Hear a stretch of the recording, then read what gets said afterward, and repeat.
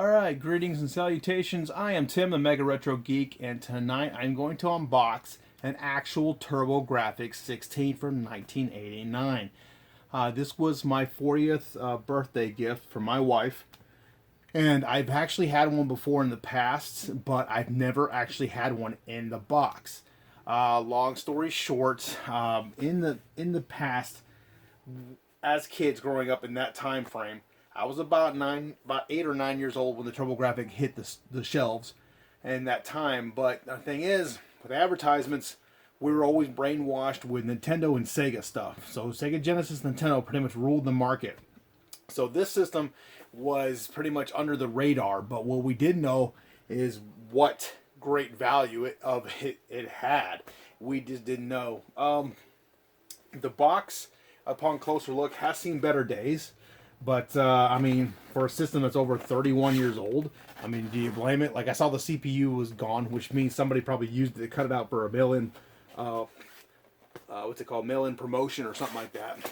And this strange sticker that's right here, I believe, was for a moving company called Allied Movers, or Allied United, because that number represents probably my, like, what. So the guy, whoever owned this, took extremely good care of it. I'm just happy to see the actual box and everything. The price my wife paid for this, I'm insane right now. So the handle's seen better days, you can tell, but I was just so tickled pink to actually see it. I like how it actually has written there, the next generation of video game. That's it. So there it was. Yeah, I just like how it has everything. I think hopefully Keith Courage is included because that was the only game that came with it at the time frame. But it's crazy how after so many years the TurboGrafx Mini came out, and it's still like a bear to get a hold for some people, I've heard. But I'm old school, so you know me, I want the real deal. The minis are awesome, don't get me wrong. Let's go ahead and unbox this real quick. Definitely wrapped out here. It looks like somebody taped it over a couple of times and somehow it survived. I'm just astounded, like, you know, it's quality. Oh yeah, forgot. And right there. Entertainment Super System. You can't go wrong with that one. There we go. Back in the day when they used styrofoam. Styrofoam was like the biggest thing to use for video game consoles in the 80s. In the 70s, it was all cardboard, and also apparently in the early 80s as well. But somewhere along down the line, everybody started using styrofoam. Styrofoam was pretty much the main deal. So I'm hoping I'm doing this right, because like I said, I've never actually unboxed a real TurboGrafx 16 in my entire life. Here I am, 40 years old, doing it now. Oh, something just fell out. My bad. Okay, so sliding it out. I just screwed that up big time. Okay, sliding it out gently from here, which I had no idea. Come on, baby. All right, here we go. Okay, put her down.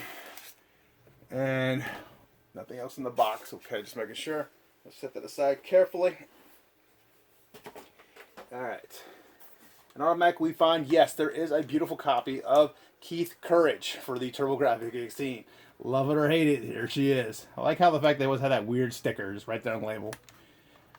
For those of you who have never seen a TurboGrafx 16, yes, it's one of the most unique consoles I've ever seen in my life.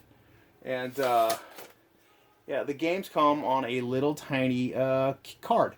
A little tiny chip card that they called the Hue card, which was programmed by Hudson Soft back then.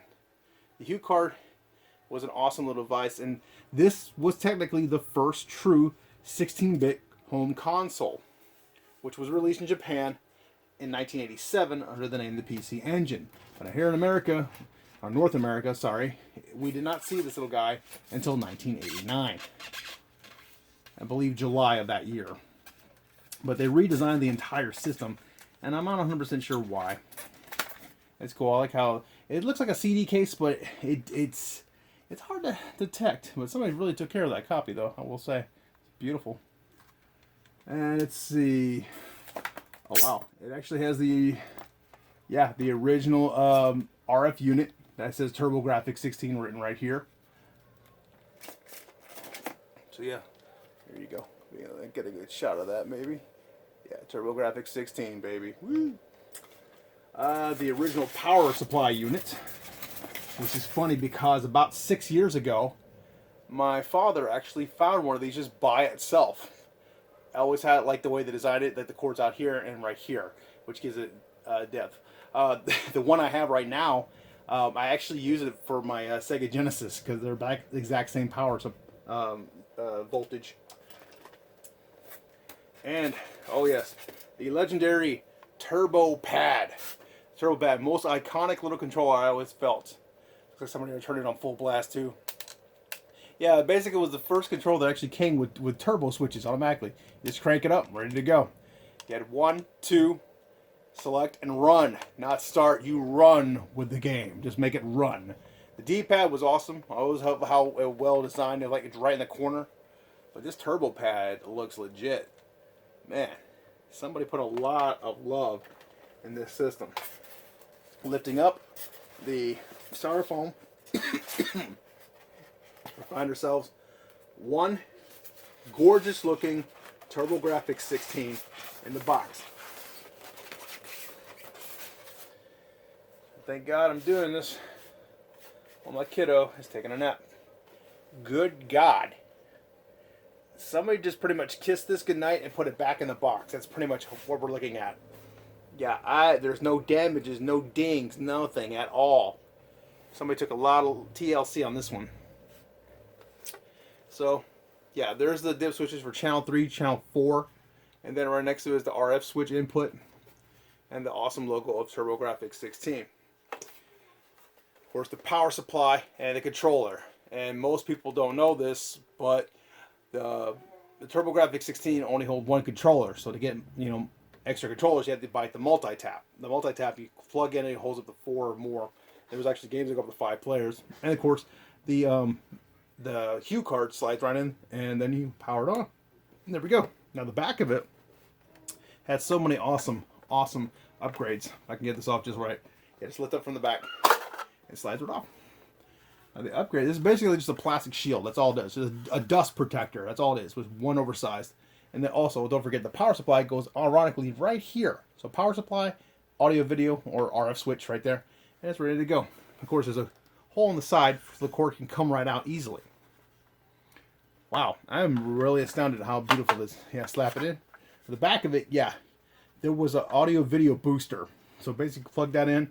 You could actually save your games, stuff like that. It was pretty advanced for its time. And also later on, the Turbo CD was released. Which, Lord, if you can find one affordable, Godspeed to you. Because lately, not so much. So yeah, this is a beautiful piece of 16-bit history right here in the palm of my hands. I'm happy to actually have one. I waited about a solid 12 years to get this again. And for the love of God, make sure I don't sell it. You're pretty much going to be buried with this sucker next to my Sega Genesis and my NES collection. Just burying me. Yeah, it's in miraculous condition.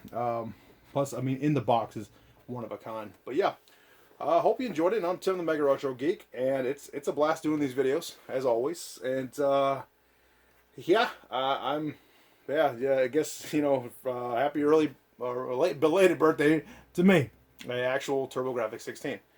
If you haven't already, please subscribe if you're watching this on YouTube. And I want to say one thing and one thing only, and that is stay retro, my friends. And sorry you can't see my face because, this is the glory of the light right here. There we go.